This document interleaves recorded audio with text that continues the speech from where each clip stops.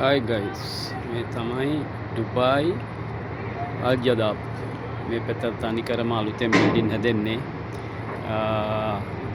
Hotel apartment තමයි ගොඩක් ඒවෙයි තියෙන්නේ. මේ හදියේ.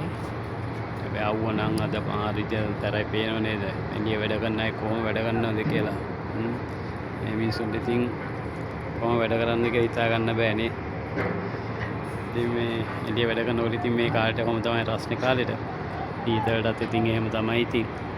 සීතලටත් ඉතින් පට්ටම සීතලක් තියෙන්නේ.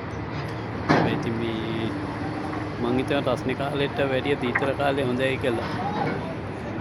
මේ මොකද ඇඳුමක් හරි ඇඳගෙන ඒක ඉන්න පුළුවන් නේ.